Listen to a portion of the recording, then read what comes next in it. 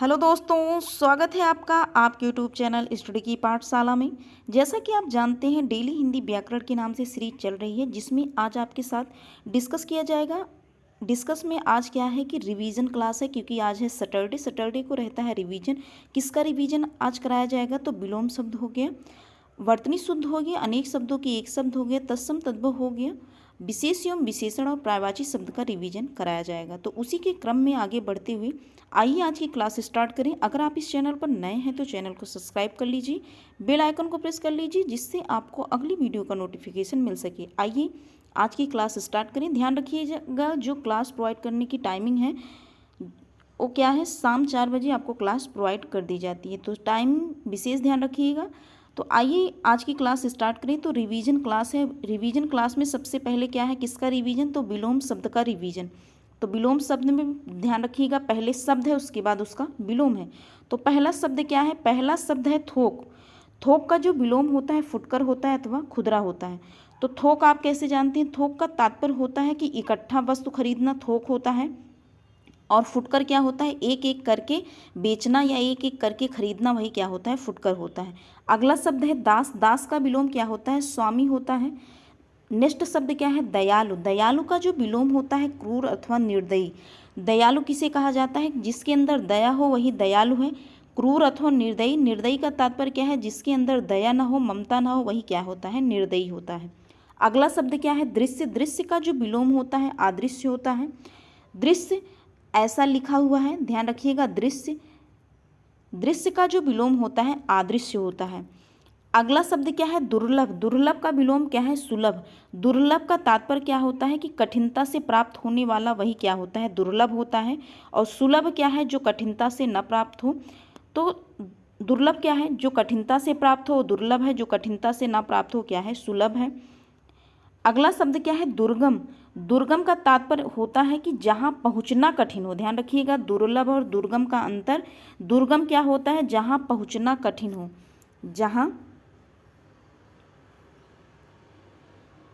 जहाँ पहुँचना जो हो क्या हो? कठिन हो।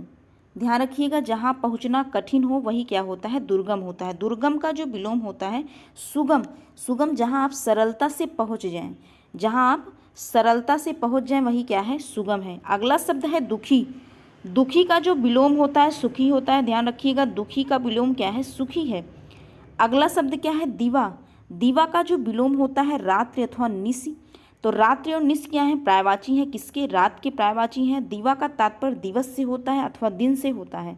ध्यान रखिएगा, दिवा का जो विलोम होता है रात्रि अथवा निश होता है। अगला शब्द क्या है? देव अथवा देवता। तो देव अथवा देवता पर्यायवाची हैं एक दूसरे के। तो देव अथवा देवता का जो विलोम होता है दानव अथवा असुर होता है। अगला शब्द क्या है? द्वंद्व। द्वंद्व का जो विलोम होता है शांति। आप जानते हैं कि एक ऐसा लिखा हुआ है द्वंद्व। तो ध्यान रखिएगा, द्वंद्व का जो विलोम होता है शांति होता है। अगला शब्द क्या है? धृष्ट। धृष्ट का विलोम क्या होता है? नम्र होता है। तो धृष्ट का विलोम क्या है? नम्र है। आगे बात करें, जो अगला शब्द क्या है? अगला शब्द है ध्वंस। ध्वंस का विलोम क्या है? निर्माण होता है। नगर का विलोम ग्राम। नूतन का विलोम क्या होता है? पुरातन होता है। नूतन का मतलब होता है नया, पुरातन जो होता है पुराना। निर्मल का विलोम क्या है? मलिन। निर्मल, निर्मल का विलोम क्या है? मलिन। निर्मल का तात्पर्य आप क्या समझते हैं? साफ अथवा स्वच्छ से। मलिन का तात्पर्य होता है गंदा होता है। और निरोग, निरोग का जो विलोम होता है रोग। निरोग, जिसके अंदर रोग ना हो वही क्या होता है? निरोग होते। अर्थात जिसको बीमारी ना हो वही क्या होता है? निरोग होता है। और जिसको बीमारी रहती हो क्या होता है? रोगी होता है, अथवा रोग उसके अंदर है। नीरस, रस। नीरस का तात्पर्य क्या होता है? सरस। नीरस का तात्पर्य क्या है? सरस से है। सरस जैसे आप जानते हैं कि आम क्या होता है? सरस होता है, अर्थात उसमें रस पाया जाता है, सरस। तो रस के साथ हो वही क्या होता है? सरस होता है। तो आम रसीला होता है, आप सुने होंगे, वही है अर्थात आम सरस होता है। नीरस का तात्पर्य क्या है? नीरस जिसमें रस न हो, बिना, अर्थात रस रहित। रस रहित जो होता है वही नीरस होता है, और जिसमें रस हो वही क्या होता है? सरस होता है। ध्यान रखिएगा। नेक्स्ट टॉपिक की बात करें, वर्तनी शुद्ध। आइए नेक्स्ट टॉपिक का रिवीजन करें, वर्तनी शुद्ध का रिवीजन। वर्तनी शुद्ध में सबसे पहला क्या है? पहला शब्द क्या है? अपनुत। अगला शब्द क्या है? आवाहन। आवाहन आप ध्यान रखिएगा कैसे लिखा हुआ आपको मिलेगा, हा में ही वाह है, ध्यान रखिएगा। आवाहन, तो आवाहन का ध्यान रखिएगा, इसमें हा में ही क्या है? वाह है। नेक्स्ट शब्द की बात करें, नेक्स्ट शब्द क्या है? आजीविका। आजीविका क्या है? शुद्ध शब्द है। आगे क्या आपको लिखा मिला है? अशुद्ध है, उसके बाद शुद्ध शब्द है, ध्यान रखिएगा। तो आजीविका क्या है? अशुद्ध है। आजीविका क्या है? शुद्ध शब्द है। नेक्स्ट शब्द की बात करें, जो नेक्स्ट शब्द है आमिष। आमिष शब्द का तात्पर्य, यह एक वाक्यांश के लिए शब्द भी है, जिसका तात्पर्य क्या होता है? मांस रहित जो होता है वह आमिष होता है। आमिष या सामिष होता है, ध्यान रखिएगा। आमिष शब्द आप कैसे रिलेट करेंगे कि यह एक क्या है? वाक्यांश के लिए शब्द है। वाक्यांश के लिए शब्द है तो इसका तात्पर्य क्या होता है? मांस युक्त क्या होता है? आमिष होता है अथवा सामिष होता है। अगला शब्द क्या है? कन्हैया। कन्हैया शब्द क्या है? शुद्ध है। नेक्स्ट शब्द की बात करें, कवयित्री। कवयित्री क्या है? शुद्ध शब्द है। कवयित्री नहीं होता, कवयित्री होता है। कवयित्री क्या है? शुद्ध शब्द है। अगला शब्द क्या है? कुशासन। कुशासन कैसे आप रिलेट रखेंगे कि यह शब्द शुद्ध है? शासन से आप रिलेट करिएगा। शासन, तो शासन से ही बना है, क्या है? बना है कुशासन। तो कुशासन शब्द क्या है? शुद्ध है। नेक्स्ट शब्द की बात करें, नेक्स्ट शब्द क्या है? कनिष्ठ। कनिष्ठ का तात्पर्य क्या होता है? ध्यान रखिए, कनिष्ठ का तात्पर्य होता है छोटा। छोटा। कनिष्ठ, कनिष्ठ किसका विलोम है? ध्यान रखिएगा, ज्येष्ठ का विलोम क्या होता है? कनिष्ठ होता है। ज्येष्ठ का विलोम क्या होता है? कनिष्ठ होता है। तो कनिष्ठ का तात्पर्य क्या होता है? छोटे से, और ज्येष्ठ क्या होता है? बड़ा से। तो कनिष्ठ शब्द यहाँ ध्यान रखिएगा शुद्ध शब्द है। कनिष्ठ शब्द क्या है? शुद्ध शब्द है। अब आपको यहीं से रिलेट क्या करना है कि इसी के जैसे गरिष्ठ होता है। गरिष्ठ शब्द क्या है? शुद्ध शब्द है। गरिष्ठ ध्यान रखिएगा। घनिष्ठ, घनिष्ठ जैसे कनिष्ठ वैसे गरिष्ठ और घनिष्ठ। एक शब्द होता है क्या? अनिष्ठ।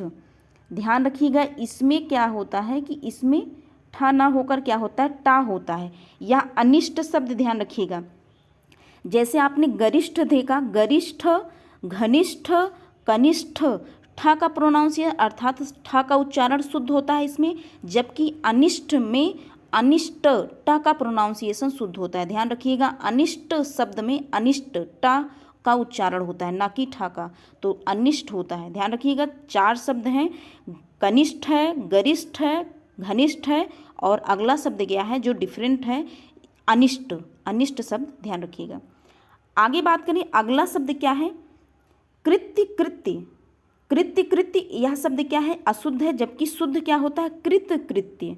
कृत, कृत्य यह किसका पर्यायवाची है? ध्यान रखिएगा, सफल का पर्यायवाची। यह किसका पर्यायवाची है? तो सफल का पर्यायवाची होता है।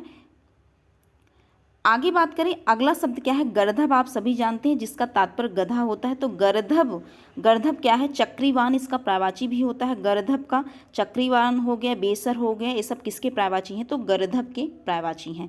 तो आपने देखा कि गर्दभ क्या है? यह शुद्ध शब्द लिखा हुआ है। कृत, कृत्य क्या है? सफल का पर्यायवाची है। आगे बात करें, जो अगला शब्द क्या है? जो अगला शब्द शुद्ध क्या है? केंद्रीकरण। केंद्रीकरण क्या होता है? अशुद्ध होता है, जबकि केंद्रीकरण क्या है? शुद्ध है।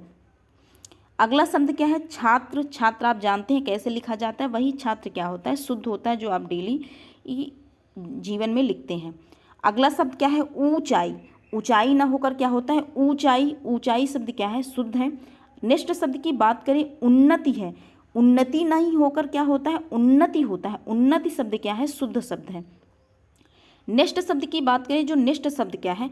उद्योगीकरण। आपको बताया गया कि उस शब्द का प्रोनाउंसिएशन यहाँ क्या होता है? शुद्ध होता है। औद्योगिकरण क्या होता है? अशुद्ध होता है, जबकि उद्योगीकरण होता है। ध्यान रखिएगा, उद्योगीकरण क्या है? शुद्ध शब्द है।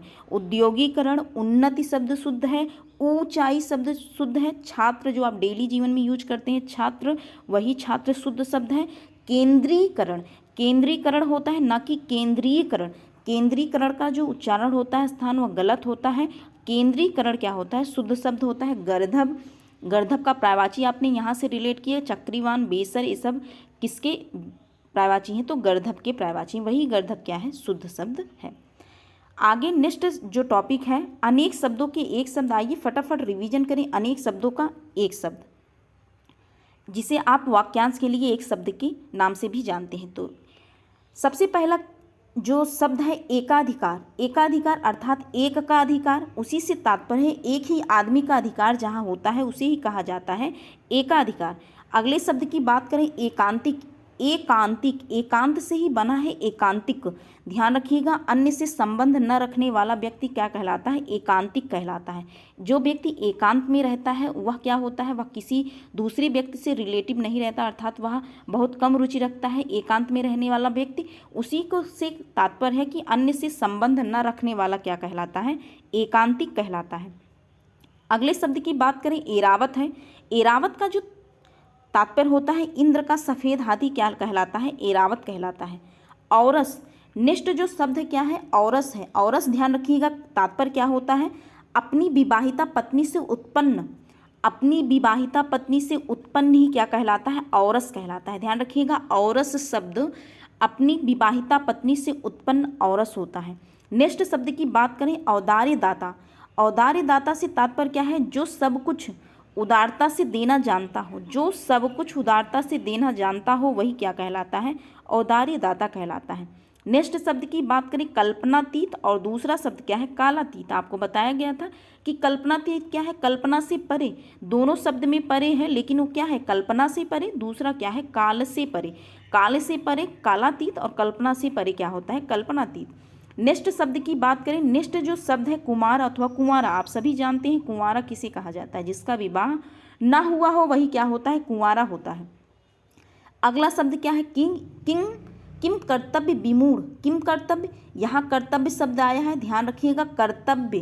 तो कर्तव्य, किम कर्तव्य विमूढ़, जो व्यक्ति अपने कर्तव्य से, जो व्यक्ति अपने कर्तव्य ज्ञान से रहित हो, जिसको अपने कर्तव्य ज्ञान का पता ना हो, वही व्यक्ति कहलाता है किम कर्तव्य विमूढ़। नेक्स्ट शब्द की बात करें कलम तोड़ना। कलम तोड़ना का तात्पर्य होता क्या है? कि लेखन अति उत्तम होना। जो लेखन आपकी है अति उत्तम होना, उसी को कहा गया कलम तोड़ना। अगले शब्द की बात करें, अगला शब्द क्या है? कुलीन। कुलीन का तात्पर्य क्या होता है? जो व्यक्ति ऊंचे कुल में उत्पन्न हुआ हो अथवा अच्छे कुल में जिसका जन्म हुआ हो वही क्या कहलाता है? कुलीन कहलाता है।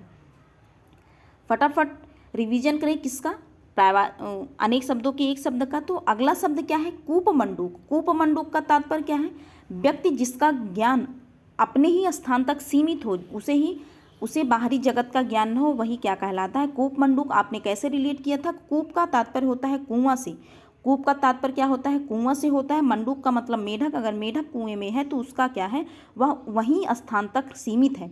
अर्थात इसका तात्पर्य क्या होता है कि इस मेढक का ज्ञान उसी स्थान तक सीमित है, इसके बाहर जगत में क्या हो रहा है उसका ज्ञान नहीं उस मेढक को। तो उसी से तात्पर्य लिया गया कि व्यक्ति जिसका ज्ञान अपने ही स्थान तक सीमित हो, अर्थात जिसे बाहरी जगत का ज्ञान ना हो, उसे ही कूपमंडूक कहा गया।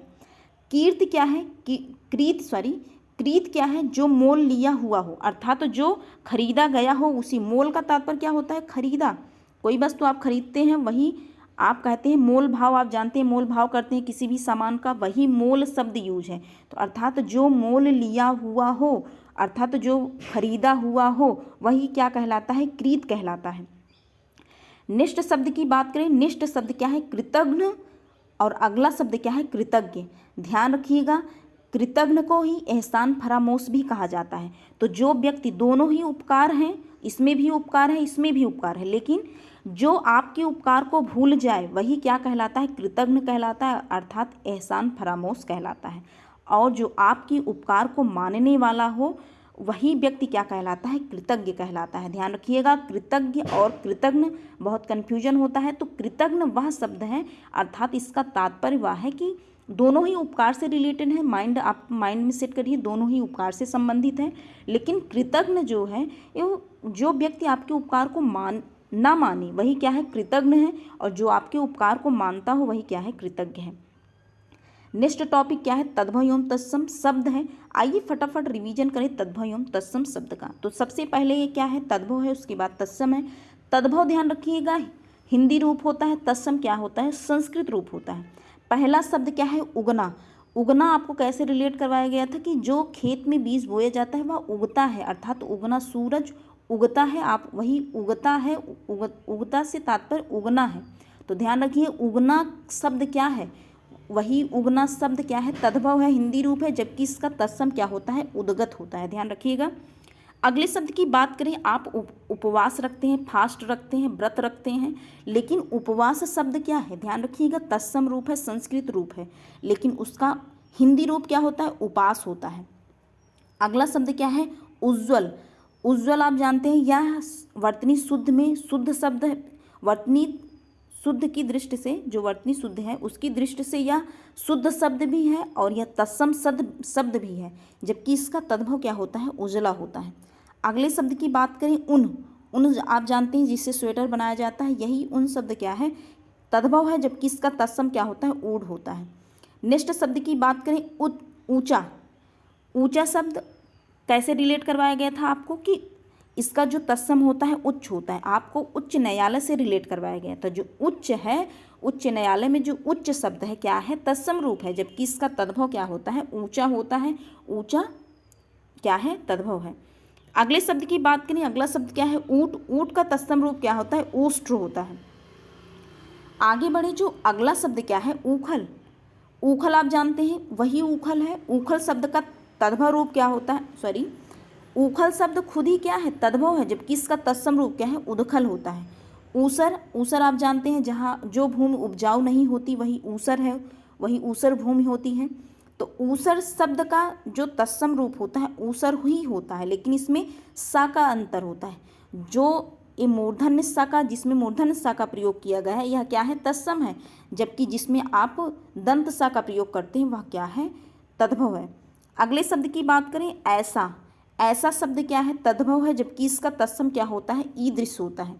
नेक्स्ट शब्द की बात करें, ओखली। आप जानते हैं जिसमें कुछ जैसे कि डाल के मिर्चा खुना जाता है, वही ओखली है। तो वही ओखली शब्द क्या है, तद्भव है, जबकि इसका उलूखन क्या है, तत्सम शब्द है। ओठ। ओठ आप जानते हैं सबके शरीर में ओठ होता है, हर कोई मनुष्य होता है उसके ओठ होते हैं, वही ओठ शब्द क्या है, तद्भव है, जबकि इसका तत्सम क्या होता है, ओष्ठ होता है। और इत। और आपको बताया गया था इत का अर्थ ही होता है और। इत का अर्थ क्या होता है, और से होता है, जबकि इसका तत्सम रूप क्या होता है, अवर होता है, और शब्द क्या है, तद्भव है, अर्थात हिंदी रूप है। इत का अर्थ होता है, ध्यान रखिएगा।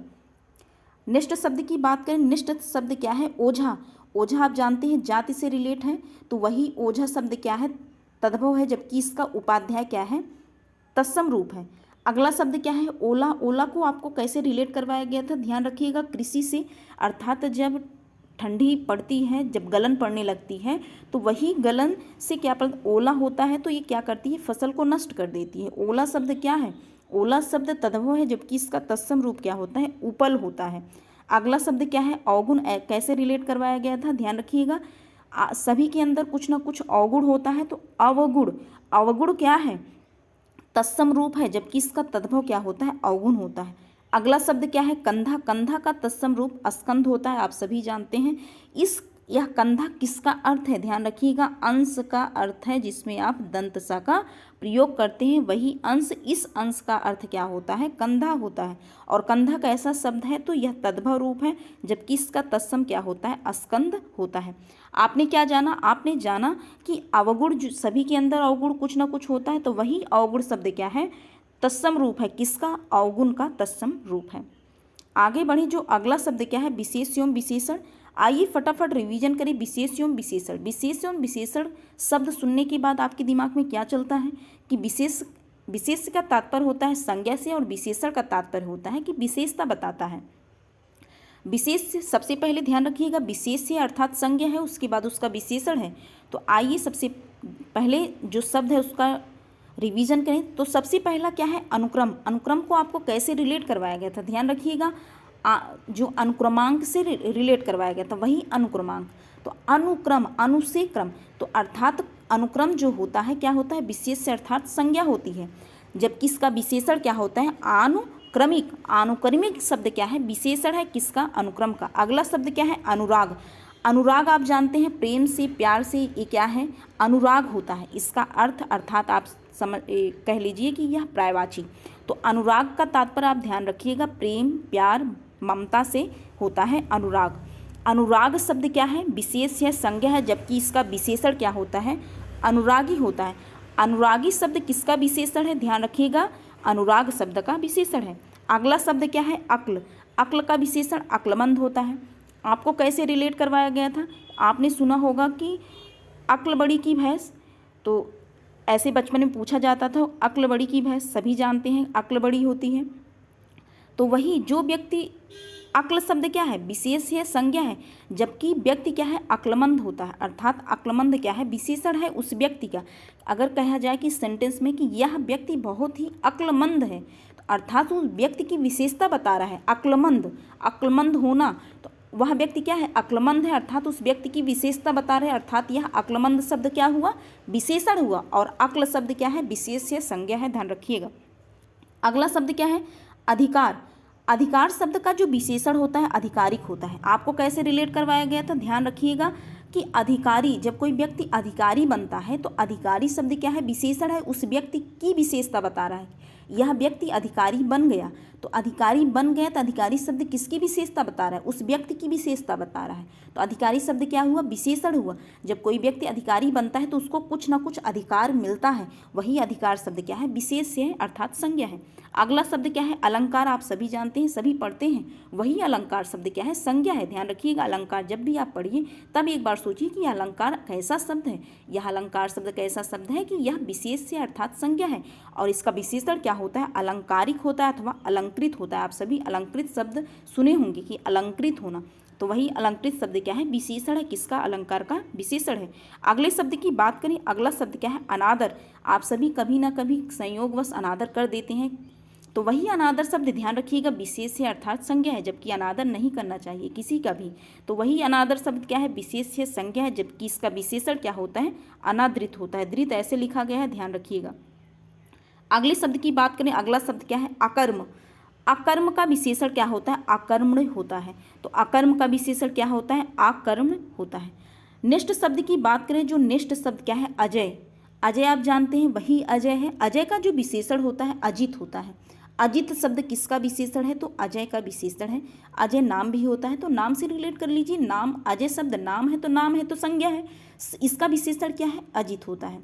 अगले शब्द की बात करें, अध्यापन। अध्यापन अथवा अध्यापित। तो अध्यापन शब्द क्या है, विशेषण है, सॉरी विशेष है, संज्ञा है, जबकि अध्यापित क्या है, विशेषण है, किसका विशेषण है, तो अध्यापन का विशेषण है। आप सुनते होंगे कि कक्षा में अध्यापन कराया जाता है, तो अध्ययन एवं अध्यापन होता है, वही अध्यापन शब्द क्या है, संज्ञा है। अगले शब्द की बात करें, अनासक्ति। अनासक्ति ध्यान रखिएगा, अनासक्ति। अनासक्ति का जो, अनासक्ति कैसा शब्द है, तो अनासक्ति शब्द कैसा है, संज्ञा है, और जबकि इसका जो विशेषण होता है अनासक्त होता है। ध्यान रखिएगा, जो अनादृत अभी आपके साथ डिस्कस किया गया, तो अनादृत किसका विशेषण है, आप बताइए, अनादर का विशेषण है। तो इसका तात्पर्य क्या होता है, अनादृत, जो विशेषता बता रहा है अनादृत, इसका तात्पर्य, अर्थात यह वाक्यांश के लिए एक शब्द है, इसका तात्पर्य क्या होता है, जिसका आदर न किया गया हो वही क्या कहलाता है, अनादृत कहलाता है। आपने यहाँ वाक्यांश के लिए एक शब्द भी देख लिया अनादृत का। अनादृत किसका विशेषण है, तो अनादर का विशेषण है, ध्यान रखिएगा, अनादर का विशेषण क्या होता है, अनादृत होता है। नेक्स्ट शब्द की बात करें, नेक्स्ट शब्द क्या है, अनासक्त। अभी आपने देखा अनासक्त किसका विशेषण है, तो अनासक्ति का विशेषण है। अब आप जानिए कि अनासक्त क्या है, इसका तात्पर्य क्या होता है। अनासक्त एक विशेषण है, तो इसका तात्पर्य क्या होता है कि जो किसी वस्तु या विषय में आसक्त न हो। अब आसक्त शब्द आ गया। अब आसक्त आप कैसे जानेंगे, किसी काम में लीन होना, जैसे आप पढ़ाई में आसक्त हैं, अर्थात आप उस पढ़ाई में लीन हैं, तो वही आसक्त शब्द क्या है, किसी चीज़ में लीन होना, आसक्त। और आसक्त किसका, आसक्त शब्द विलोम भी होता है, किसका, अनासक्त का विलोम भी होता है, आसक्त। अगले शब्द की बात करें, अगला शब्द क्या है, अनुशंसा। आप अनुशंसा सुनते हैं, वही अनुशंसा है। अनुशंसा शब्द क्या है, संज्ञा है, जबकि इसका विशेषण क्या होता है, अनुशंसित क्या होता है, विशेषण होता है।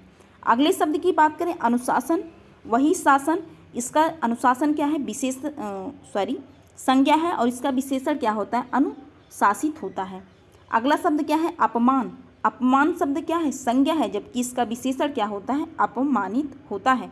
तो अपमान का अपमानित हुआ। आदर शब्द कैसा है, आदर शब्द क्या है, संज्ञा है, जबकि इसका विशेषण क्या होता है, आदरणीय। आपको कैसे रिलेट करवाया गया था, ध्यान रखिएगा कि माता पिता, आप माता पिता का क्या करते हैं, आदर करते हैं, और माता पिता आपके लिए क्या है, आदरणीय है। तो आदरणीय शब्द क्या है, विशेषण है, और आदर शब्द क्या है, विशेष है अर्थात संज्ञा है। अगला शब्द क्या है, आसमान। आसमान शब्द का विशेषण आसमानी होता है। ध्यान रखिए कैसे रिलेट आपने किया था कि आसमान जब भी आप देखेंगे आप एक बार रिलेट करेंगे कि आसमान में तारे होते हैं, सूर्य चंद्रमा ये सब कहाँ है, तो आसमान में। वही आसमान शब्द क्या है, संज्ञा है, और जबकि उसका विशेषण क्या होता है, आसमानी होता है। आइए नेक्स्ट टॉपिक का रिवीजन करें। नेक्स्ट टॉपिक क्या है, पर्यायवाची शब्द है। तो आइए फटाफट पर्यायवाची शब्द का रिवीजन करें। चंद्रमा का अगर हम रिवीजन करें तो ध्यान रखिए सबसे पहले इसमें आपको निशा का जो तात्पर्य क्या होता है, निशा का तात्पर्य रात से होता है। राका का तात्पर्य क्या होता है, रात होता है। रजनी का तात्पर्य रात से होता है, अर्थात निशा राका रजनी किसका पर्यायवाची है, तो रात का पर्यायवाची है। और कर का तात्पर्य क्या होता है, किरण। अब आइए फटाफट रिवीजन करें चंद्रमा का। तो चंद्रमा का जो पर्यायवाची क्या होता है, निशापति। अब आप जानते हैं निशा का तात्पर्य अभी आपको क्या बताया गया, रात से। तो रात के जो, और पति का तात्पर्य ध्यान रखिएगा स्वामी से होता है। तो रात का स्वामी कौन, चंद्रमा। निशानाथ, इन्हें निशानाथ क्यों कहा जाता है, तो निशा का तात्पर्य रात के नाथ, अर्थात रात के स्वामी कौन है, चंद्रमा है। राकापति, राका का तात्पर्य आपने जाना रात से, तो रात के स्वामी राकापति, रात के स्वामी कौन, चंद्रमा। अगला शब्द क्या है, तारापति। तारा आप जानते हैं वही तारा, तो तारा के पति अर्थात तारा के स्वामी कौन है, चंद्रमा। रजनीपति, रजनी का तात्पर्य आप क्या जानते हैं, रात से जानते हैं, तो रजनी अर्थात रजनी के स्वामी अर्थात रात के स्वामी कौन, चंद्रमा। अब बात करें अगला शब्द क्या है, रजनीश, इन्हें क्यों कहा जाता है, रजनी आप जानते हैं रात। ईश का तात्पर्य रजनी धन ईश, ईश का तात्पर्य क्या है, स्वामी अर्थात ईश्वर, तो रजनी अर्थात रात के स्वामी कौन, चंद्रमा। तारेश्वर, तो तारा वही तारा धन ईश्वर, तो तारा का अर्थात तारा जो है तारा के स्वामी कौन, चंद्रमा। राकेश, राकेश इन्हें क्यों कहा जाता है, राका धन ईश, तो राका का तात्पर्य रात से है, रात के ईश अर्थात कौन है, चंद्रमा। हिमांशु, हिमांशु ध्यान रखिएगा हिम धन अंशु, हिम का तात्पर्य क्या होता है, बर्फ से होता है। अंशु का तात्पर्य क्या होता है, किरण से होता है। तो ध्यान रखिएगा अंशु का तात्पर्य किससे है, अंशु शब्द का तात्पर्य किरण से होता है, या आप कह लीजिए कि किरण का जो पर्यायवाची होता है अंशु भी होता है। तो हिम अर्थात तो शीतलता पहुंचाने वाला कि जो किरणें होती हैं कौन होती हैं, चंद्रमा। तो हिमांशु की क्यों कहा जाता है, इनको चंद्रमा को हिमांशु कहा जाता है। अगला शब्द क्या है, सुधांशु। सुधांशु, सुधा, सुधा ध्यान रखिएगा सुधा का तात्पर्य अमृत से होता है, अमृत का पर्यायवाची सुधा होता है। सुधांशु, सुधा धन अंशु, अंशु का तात्पर्य किरण से होता है। तो सुधा अर्थात अमृत की किरण पहुँचाए कौन, चंद्रमा, इसीलिए इनको सुधांशु भी कहा जाता है। चंद्र इन्हें ही कहा जाता है, चंद्रमा को। इंदु ही चंद्रमा को कहा जाता है। हिमकर, हिम अर्थात बर्फ, कर का अर्थ होता है किरण, अर्थात वह किरणें जो शीतलता प्रदान करें हमें, वही क्या कहलाती हैं, वही हिमकर कहलाती हैं। अर्थात हिमकर किसका पर्यायवाची है, तो चंद्रमा का पर्यायवाची है। एक बार फटाफट वैसे रिवीजन करें। निशापति, निशानाथ, राकापति, तारापति, रजनीपति, रजनीश, तारेश्वर, राकेश, हिमांशु, सुधांशु, चंद्र, इंदु, हिमकर किसका पर्यायवाची है, तो चंद्रमा का पर्यायवाची है। आगे बढ़ें, और पर्यायवाची चंद्रमा के होते हैं, आइए फटाफट उनका भी रिवीजन करें। तो अब विभाकर है, सुधाकर है। सुधा आप जानते हैं सुधा का तात्पर्य अमृत से है। निशा आप जानते हैं रात से होता है, कर का तात्पर्य किरण से। जो निशा रात की किरणें, तो चंद्रमा। कलाधर, कलानिधि, मयंक, मृगांक। अब आप यहाँ रिलेट कर लीजिए कि इनको मयंक और मृगांक क्यों कहा जाता है, क्योंकि आप सुनते होंगे दादा दादी से कि यहाँ जो चंद्रमा होता है, चंद्रमा में ऐसा रात में आप अगर देखेंगे तो ऐसा लगता है कि उसमें हिरण, और जो चंद्रमा है हिरण और खरगोश को क्या है अपने गोद में बैठाए हुए हैं। तो मृग का अर्थ होता है क्या, हिरण से होता है, मृग हिरण से होता है। और अंक का तात्पर्य ध्यान रखिएगा, अंक जो इसमें है गोद में बैठाए हुए, जो अपने गोद में हिरण को बैठाए हुए है उसी को मृगांक कहा जाता है, ध्यान रखिएगा। और मयंक क्यों, यही बाद में मयंक के नाम से भी जाना जा रहा है। तो मृगांक और मयंक आप रिलेट कर लीजिए, इसीलिए इनको मयंक और मृगांक कहा जाता है। अगला शब्द क्या है? शशांक और शशि। शशांक आप शश का तात्पर्य खरगोश से होता है और अंक का तात्पर्य गोद में बैठाए हुए। तो ध्यान रखिएगा, जो अपनी गोद में खरगोश को बैठाए हुए है उसी को शशांक कहा जाता है, ध्यान रखिएगा। और बाद में यही शशांक शश के नाम से जाना जाता है। तो शशांक शश किसका तात्पर्य अर्थात किसका पर्यायवाची है? तो चंद्रमा का पर्यायवाची है। अगला शब्द क्या है? विधु। विधु चंद्रमा को कहा जाता है। द्विज किसको कहा जाता है? तो चंद्रमा को ही द्विज कहा जाता है। जिसका 2 बार जन्म हो वही क्या कहलाता है? द्विज। अगर नेक्स्ट पर्यायवाची की बात करें, नेक्स्ट पर्यायवाची क्या है? अगली पर्यायवाची की बात करें, जो अगली पर्यायवाची क्या है? चमक है। चमक का जो पर्यायवाची क्या होता है? दमक होता है, रौनक होता है, विभा होता है, प्रभा होता है, ज्योति, द्युति, दीप्ति, कांति, शोभा, छवि, आभा, प्रकाश किसका पर्यायवाची है? तो चमक का पर्यायवाची है। अगला पर्यायवाची क्या है? चपला।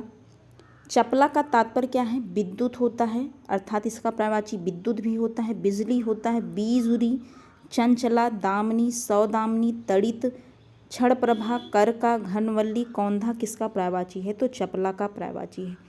ध्यान रखिएगा, एक शब्द क्या होता है? चपल होता है। चपल का तात्पर्य चंचल होता है, ध्यान रखिएगा। जबकि ये क्या है?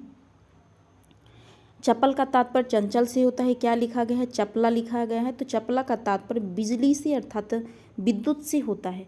ध्यान रखिएगा, विद्युत आप कैसे लिखते हैं? ऐसे आधा दा और प्लस पूरा या मिलाकर दिया बनता है। तो ये कैसे लिखा गया है? विद्युत। तो विद्युत ऐसे लिखा गया है, ध्यान रखिएगा, विद्युत।